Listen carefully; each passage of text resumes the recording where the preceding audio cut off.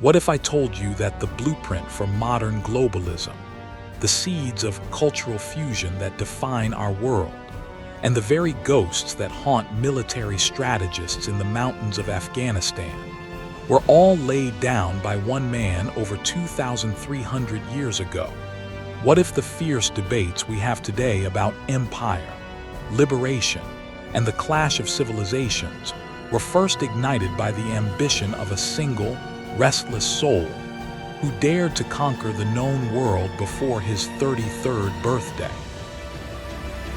Welcome to Secrets of the Ancients, where ancient mysteries awaken. Today, we are not just telling a story. We are dissecting a legacy. We are peeling back the layers of myth and propaganda to understand a man who was, and remains, one of the most influential and controversial figures in all of human history, Alexander the Great.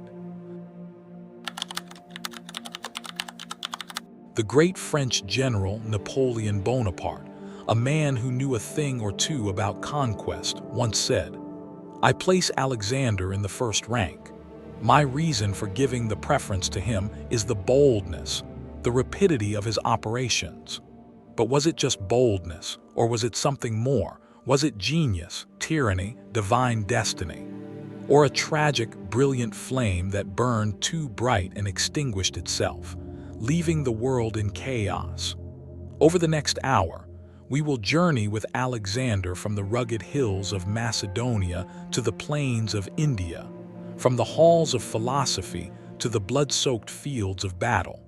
We will not only recount his astonishing victories, but also analyze his methods, his motivations, and most importantly, the enduring, often troubled inheritance he left for us all. This is the story of how one man redrew the map of the world.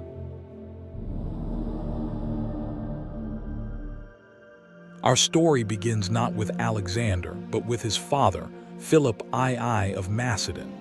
To understand the son, we must first appreciate the father's genius and the world he built. In the 4th century BC, the Kingdom of Macedonia was considered by the sophisticated, democratic city-states of southern Greece, like Athens and Thebes, to be a backwater, a semi-barbaric hinterland of hardy farmers and feuding nobles. They were Hicksville, as some ancient accounts suggest, barely Greek at all in the eyes of an Athenian philosopher.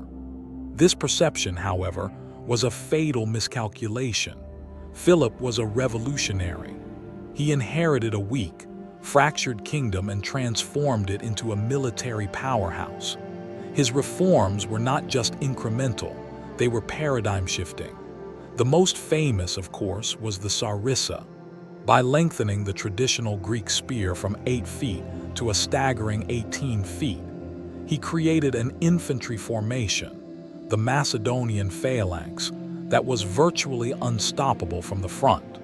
It was a walking hedgehog of iron spear points, a human tank that could grind any opposing infantry line into dust.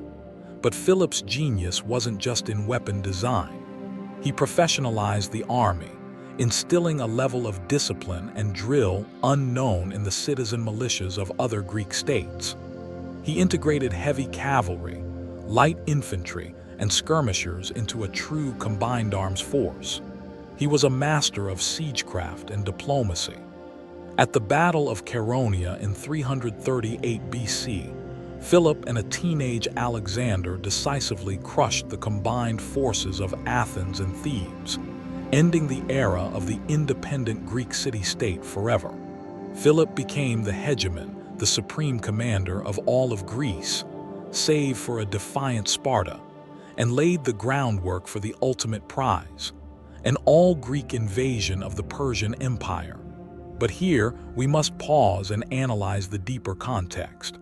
Why was Macedonia able to rise so suddenly? The southern Greek states had spent the previous century in near-constant, self-destructive conflict. The Peloponnesian War between Athens and Sparta, followed by decades of shifting alliances and internecine warfare, had left them exhausted, bankrupt, and cynical. They were a civilization in decline, clinging to past glories while Macedonia was a rising, hungry power, unified and militarized under a single, brilliant ruler. It's a timeless pattern in history, a vigorous, centralized periphery overwhelming a fractured, decadent core. And into this crucible of power enters Alexander. Tutored by the greatest mind of the age, Aristotle, he was not just a warrior prince. He was a student of philosophy, ethics, politics, and science. We can only speculate on the exact nature of their conversations, but it's impossible to believe Aristotle's ideas didn't shape him. Did Aristotle's concept of telos, of an ultimate purpose or end, fuel Alexander's unquenchable desire to reach the edge of the world? Did the philosopher's writings on the magnanimous man, the great-souled individual who lives a life of excellence, provide a blueprint for Alexander's own self-conception? This education created a duality that would define Alexander's life. The brilliant, ruthless Macedonian general fused with the student of Hellenic culture and philosophy. He could be both a liberator and a butcher, a unifier and a tyrant. This duality was tested almost immediately. In 336 BC, on the eve of his Persian campaign, Philip II was assassinated by his own bodyguard. The court of Macedon was a viper's nest of ambition, jealousy, and violence. The official story was a personal grievance, but few historians believe it was that simple. Whispers implicated Alexander's mother, the fierce and mystical Epirote Princess Olympias, and perhaps even Alexander himself.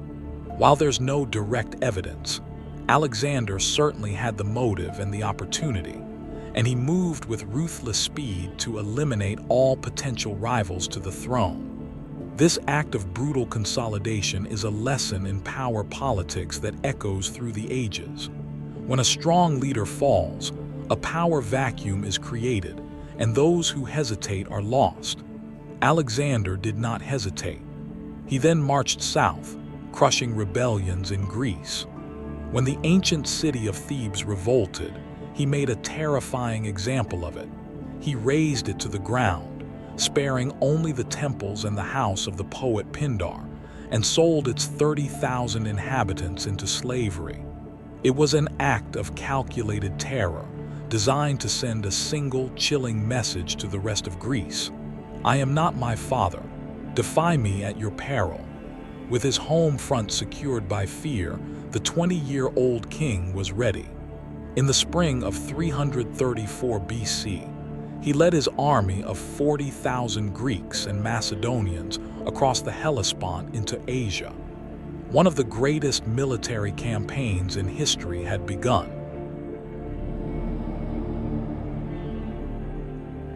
Why invade Persia?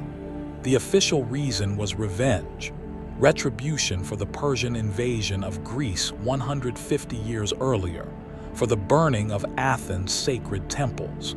This was a powerful rallying cry, a pan-Hellenic mission that unified the fractious Greeks behind a Macedonian leader. But it was also a brilliant piece of propaganda. The Achaemenid Persian Empire, while still immensely vast and wealthy, was showing signs of internal decay. Its sheer size made it difficult to govern, and its satraps, or provincial governors, often acted with near-total autonomy. It was a giant ripe for the picking, and Alexander, like his father, saw the immense strategic and economic advantages of conquest. His army was a marvel of military engineering. The core was the Macedonian phalanx, 9,000 strong, providing the anchor. But its strength, its frontal power, was also its weakness. It was slow and vulnerable on the flanks. To protect them, Alexander had the elite hypaspists, or shield-bearers, more flexible infantry who could guard the phalanx or act as shock troops. But the decisive arm, the weapon Alexander would wield like a scalpel, was the companion cavalry. These 1,800 elite horsemen, led by Alexander himself, were the shock troops of the army, designed to deliver the battle-winning charge. This combined arms system, the anvil of the phalanx and the hammer of the cavalry, was Alexander's key to victory. His first test came at the river Granicus. The local Persian satraps had gathered an army, rejecting the sound advice of their Greek mercenary general, Memnon of Rhodes, who had urged a scorched earth strategy to starve Alexander's army. Instead, in a display of aristocratic arrogance, they drew up their cavalry along the steep banks of the river, determined to fight. It was a tactical blunder. A riverbank is a terrible place to post cavalry, as it limits their ability to charge effectively.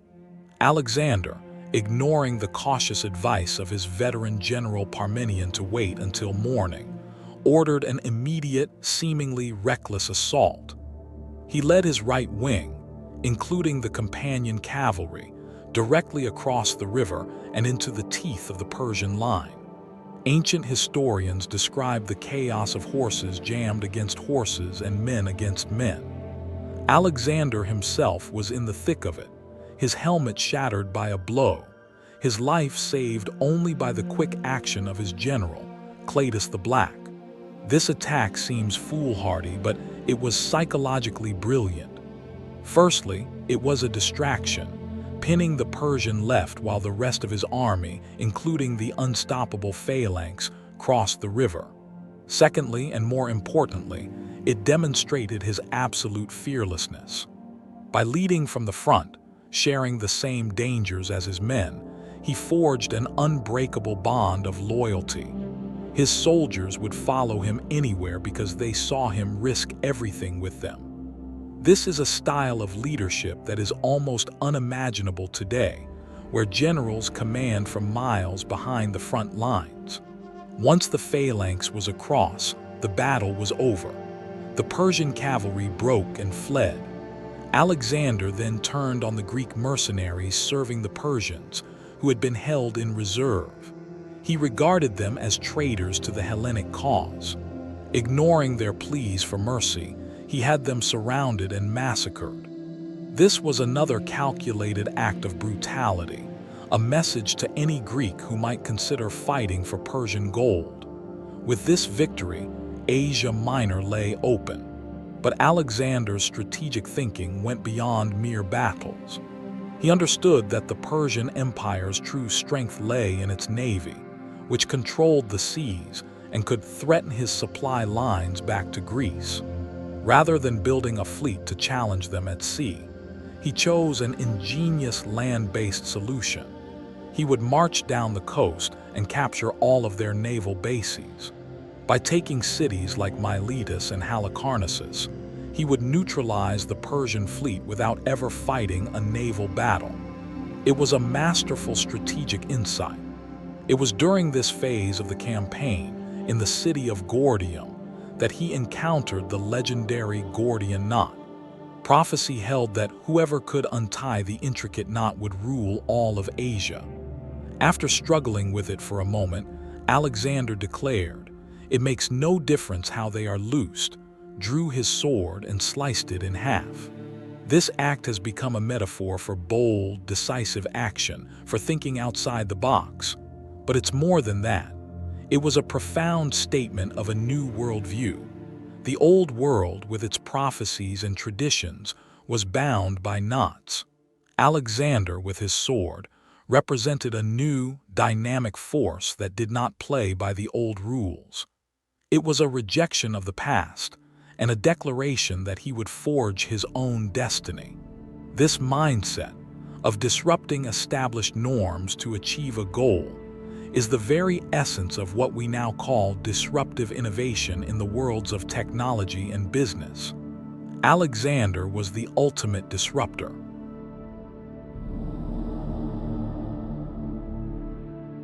"18 months into his campaign, Alexander had secured Asia Minor. But the Persian king, Darius III, was not idle. He had gathered the main imperial army, A vast host, some sources claim, numbered 100,000 men, and in a clever strategic move, swung in behind Alexander, cutting his supply lines and trapping him in Cilicia. Darius had forced a confrontation. He chose his ground carefully, a narrow coastal plain near the town of Issus, only 6 miles wide from the mountains to the sea. He believed this would force a battle, but it was another catastrophic mistake. The narrow terrain completely negated his numerical superiority. It was the perfect battlefield for Alexander's smaller, more professional army. It was Granicus all over again, but on a far grander scale. Darius placed his best infantry, his Greek mercenaries in the center, and his heavy cavalry on his right, by the sea. Alexander, once again, took personal command of the right wing with his companion cavalry. Seeing the strength of the Persian cavalry opposite his own left flank under Parmenion, he coolly redeployed his Thessalian cavalry to reinforce that wing, a testament to his tactical flexibility even in the moments before battle. Then he charged. The shock of the Macedonian advance on the right flank was devastating. But in the center, his phalanx fell into disorder as it advanced over the rough ground of the riverbed and was being pushed back by Darius's elite Greek mercenaries. This was the crisis point of the battle. A lesser commander might have panicked. Alexander, seeing the danger, regrouped his companions and, in a stroke of genius, led them not in pursuit of the fleeing infantry opposite him, but in a headlong charge directly into the exposed flank of the Persian center. He was aiming for one man, Darius. As the Macedonian cavalry carved a path of destruction towards the royal chariot, the great king of Persia did the unthinkable. He panicked, turned his chariot around, and fled the battlefield. The moment his soldiers saw their king abandon them, their will to fight evaporated. The battle turned into a rout, and the rout into a massacre. The victory was total, and among the spoils of war were Darius's mother, wife, and children, whom Alexander, in a gesture of chivalry, treated with the utmost respect and honor. The Battle of Issus was a turning point. Alexander had not just defeated a Persian army, he had defeated a Persian king and shattered the myth of his invincibility. With the Persian field army broken, Alexander once again turned to his grand strategy of subduing the coast. Most Phoenician cities surrendered, but the island fortress of Tyre resisted. What followed was one of the most remarkable engineering feats of the ancient world. For 7 months, Alexander's men built a massive stone causeway, or mole, half a mile long through the open sea to reach the island's walls, all while under constant attack from the Tyrian navy and defenders. The Tyrians fought with incredible bravery, even using fire ships to destroy his siege towers. But Alexander's determination was absolute. When the walls were finally breached, his frustration and rage were unleashed. The city was sacked, and most of its population was massacred or sold into slavery. The Siege of Tyre is a chilling case study in the brutality of ancient warfare, but it also offers a grim parallel to modern conflicts. The tactics of siege, of encircling a city and starving or bombarding it into submission, remain a feature of war to this day.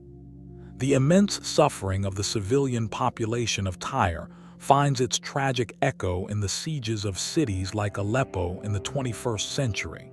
It reveals the darkest side of Alexander, his capacity for ruthless, vengeful destruction when defied.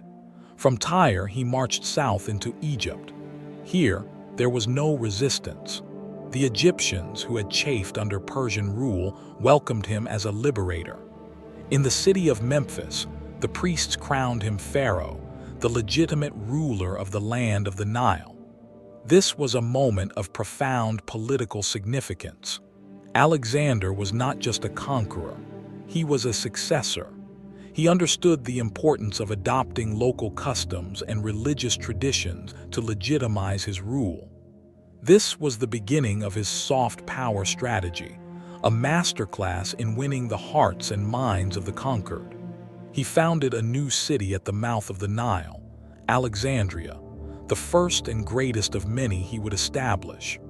Then, he made a perilous journey deep into the desert to the Oracle of Siwa, a shrine to the god Amun. According to most accounts, the priests of the oracle welcomed him as the son of Amun, a living god. We cannot know what truly happened in that shrine or what Alexander himself believed, but whether he saw it as divine truth or a brilliant political move, the impact was enormous. He was no longer just Alexander, king of Macedon or hegemon of Greece. He was now a pharaoh, a god-king. This elevation would profoundly change his perception of himself and his destiny, but it would also create a dangerous rift between him and his Macedonian countrymen, who viewed such claims as the height of blasphemy. Meanwhile, Darius, having fled east, sent Alexander a desperate offer: his daughter in marriage, a fortune in gold, and all of his empire west of the Euphrates River. It was a staggering offer. His general, Parmenion, famously said, "I would accept if I were Alexander." To which Alexander reputedly replied, "So would I if I were Parmenion." He rejected the offer. The oracles, the victories, the acclamations had convinced him that his destiny was not to share an empire, but to rule the world. He didn't want half. He was coming to take it all. The final showdown was inevitable. At Gaugamela, on the plains of modern-day Iraq, Darius assembled another massive army for one last stand. This time, there would be no narrow terrain to save Alexander. This would be a battle of numbers, tactics, and will.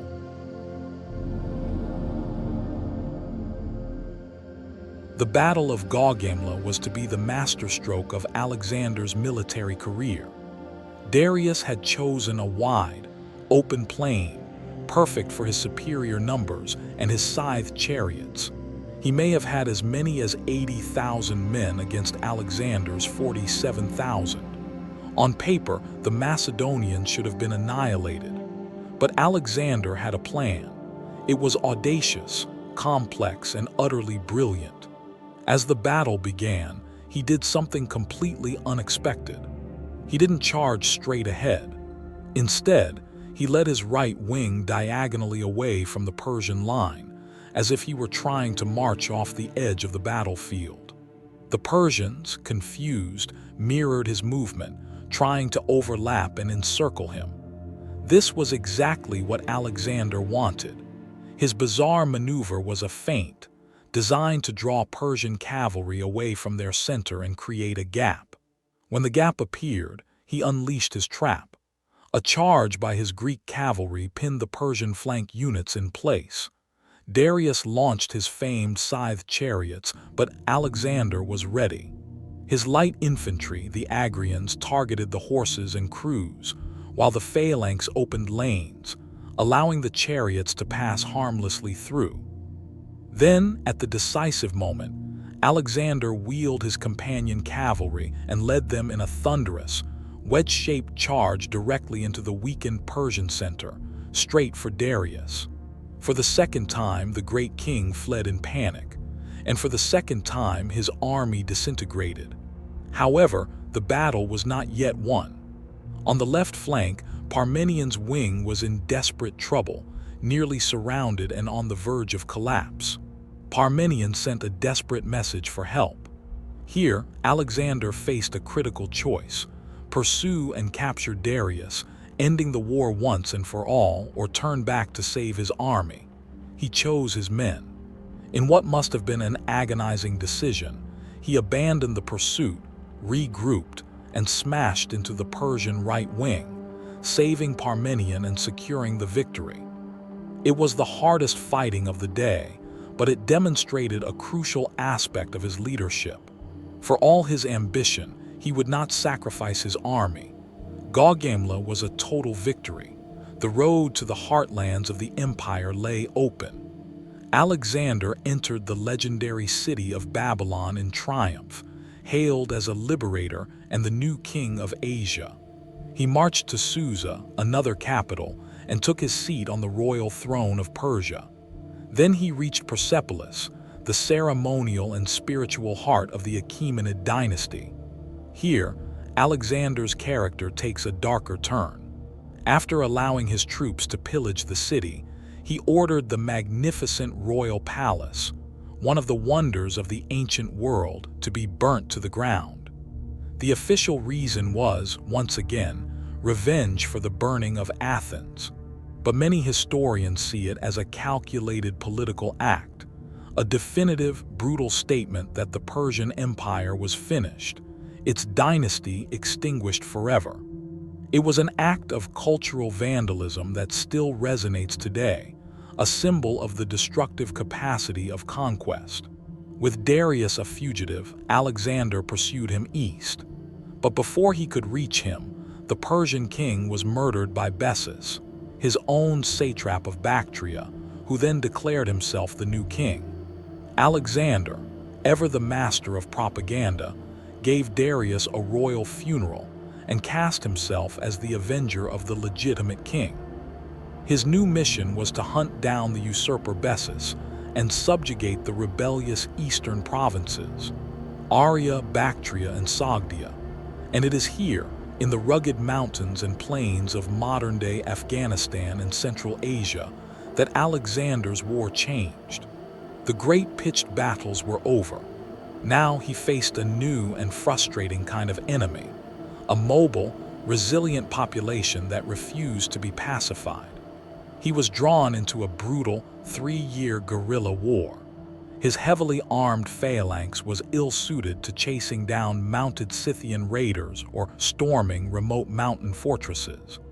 It was a war of ambushes, sieges, and counterinsurgency. This chapter of Alexander's campaign is perhaps the most strikingly relevant to our modern world.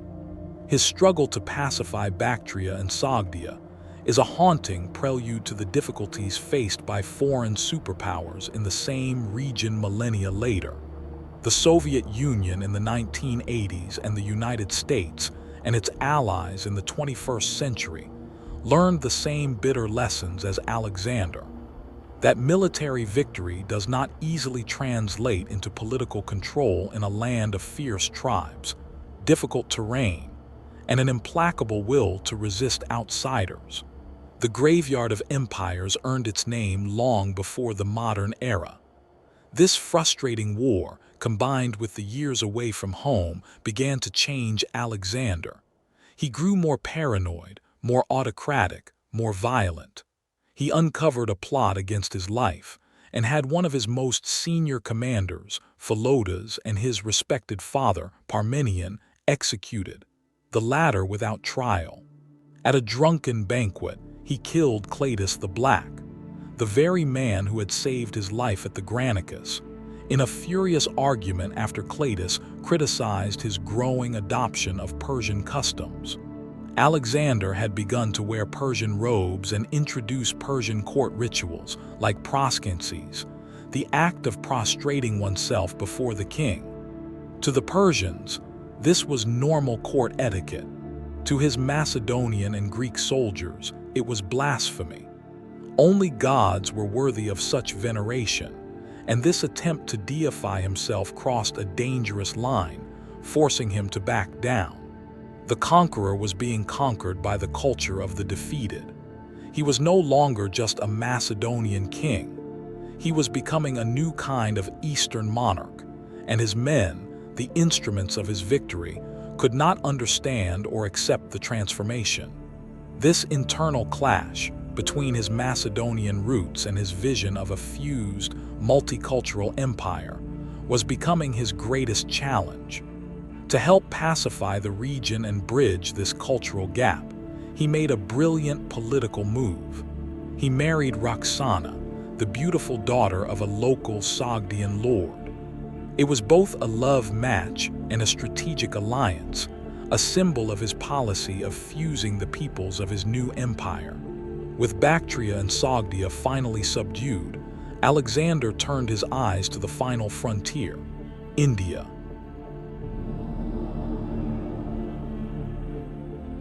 In 327 BC, Alexander led his army across the formidable Hindu Kush Mountains and into the Indus Valley, the easternmost satrapy of the old Persian Empire.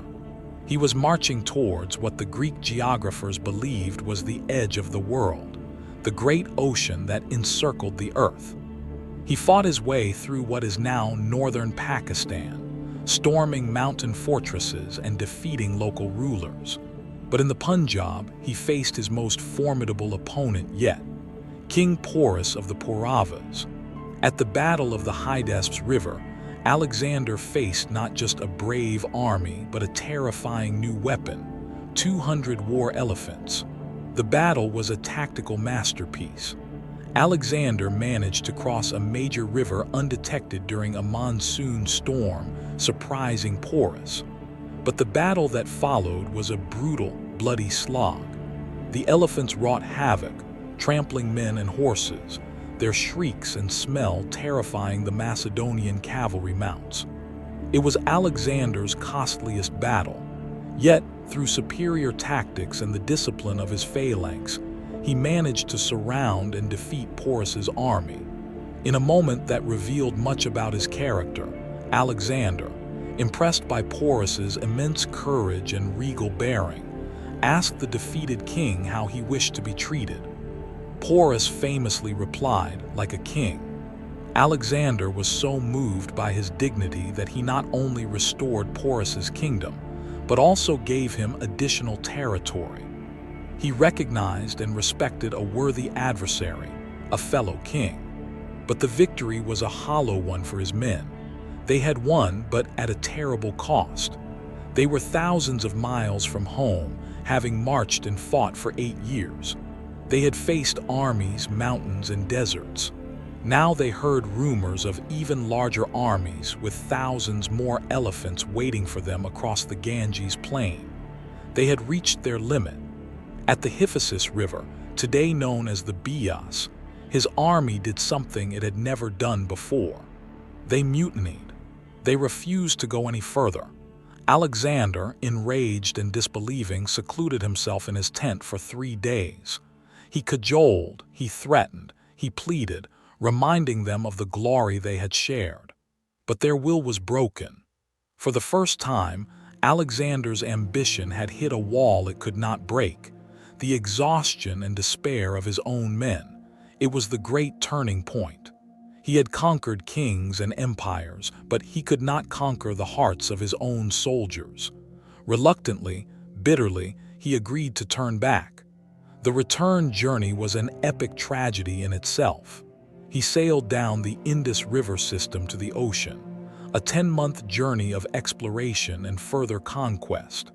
But while leading an assault on a town, he was struck by an arrow that pierced his lung, and he nearly died.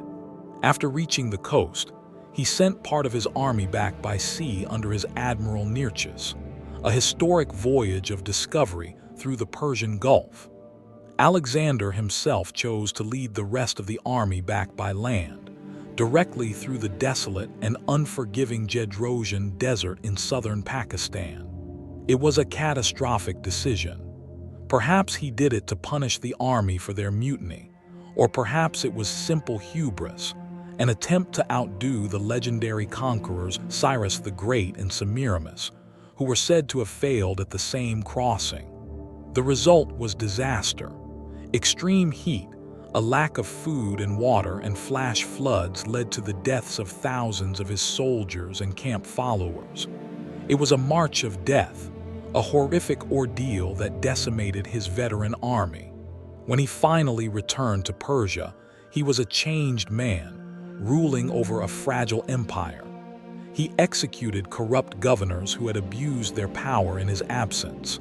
He tried to solidify his vision of a fused culture. At Susa, he staged a magnificent mass marriage, where he and 80 of his senior officers took Persian noblewomen as wives, a grand political statement of unity. He paid off all his soldiers' debts. But the rift with his Macedonians remained. At the town of Opis, they mutinied again, this time because they were offended by his increasing use of Persian soldiers and advisors. Alexander responded with fury, executing the ringleaders. But then he delivered a powerful, emotional speech, reminding them of how far they had come together, from a poor kingdom to the masters of an empire. It ended in a tearful reconciliation, but the underlying tensions remained. In 323 BC, back in Babylon, tragedy struck. His closest friend, his confidant, and many believe his lover, Hephaestion, died of a fever. Alexander was inconsolable. His grief was boundless. He reportedly lay on the body for a day and a night, refused to eat, and ordered a period of mourning across the entire empire.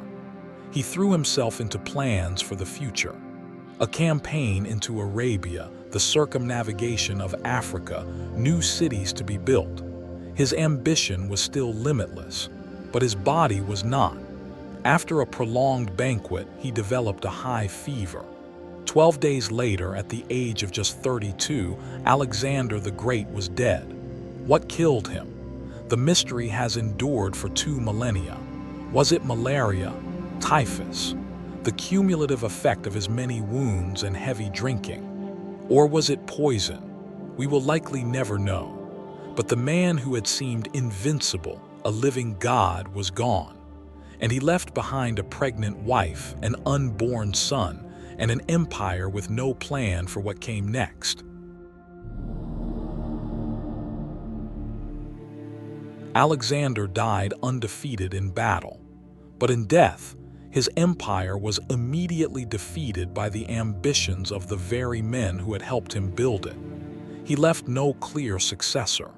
When his generals asked him on his deathbed to whom he left his kingdom, he is said to have whispered, "Toi kratistoi," to the strongest. Whether he actually said this or not, it became a self-fulfilling prophecy. His generals, Ptolemy, Seleucus, Antigonus, were brilliant, ambitious men who had learned at the feet of the master. They were not going to bow to a half-Bactrian infant son. They immediately fell upon each other in a series of brutal civil wars known as the Wars of the Successors. Alexander's dream of a unified empire died with him. His wife Roxana and his young son were murdered. His vast domain shattered into several competing kingdoms. This collapse provides one of the most powerful and enduring lessons of Alexander's story, one that is deeply relevant to modern geopolitics. Alexander was the strongman, the single, charismatic leader holding a vast, multi-ethnic empire together through sheer force of will. The moment he was gone, a power vacuum was created, and the result was decades of chaos and conflict. We have seen this same tragic pattern play out in our own time. The collapse of stable regimes in nations like Iraq or Libya, following foreign intervention or internal revolution, often does not lead to a peaceful new order, but to a violent power struggle among competing factions, warlords, and ethnic groups. The story of the successors is a 2,300-year-old warning about the dangers of creating a power vacuum without a viable plan for the day after. And yet, the chaos was not the only legacy. Though his political empire crumbled, his cultural empire endured. Alexander's conquests initiated the Hellenistic Age, a 300-year period where Greek ideas, language, art, and philosophy spread across the Middle East and Central Asia, fusing with local traditions to create something new and dynamic. The city of Alexandria in Egypt became the intellectual capital of the world, home to the greatest library of the ancient world, a beacon of science, mathematics, and literature. This fusion of East and West, this first great wave of globalization, fundamentally changed the course of civilization. It created the cultural bedrock upon which the Roman Empire would later build, and which, in turn, would form the foundation of Western civilization. So how do we judge this man? He was a military genius, perhaps the greatest in history. He was a visionary who dreamed of a world of fused cultures, but he was also a paranoid, often brutal tyrant, responsible for the deaths of hundreds of thousands. He was a liberator to some, a destroyer to others. The ultimate lesson from the life of Alexander the Great is perhaps about the very nature of greatness itself. His story shows us that history is not made by abstract forces, but by the will and ambition of individuals. It demonstrates that a single life can indeed change the world. But it also serves as a profound and timeless cautionary tale about the destructive potential of unchecked ambition, the immense human cost of empire, and the fragility of even the grandest human designs. Alexander conquered the world, but he could not conquer death, nor could he control the chaos that would follow. His ghost still haunts us, a reminder that the secrets of the ancients are often the very keys to understanding ourselves. Thank you for joining us on Secrets of the Ancients. If you wish to delve deeper into this period, we highly recommend the works of historians like Peter Green and Robin Lane Fox, and the original sources from Arrian and Plutarch. Join us next time as we uncover more secrets from our shared past.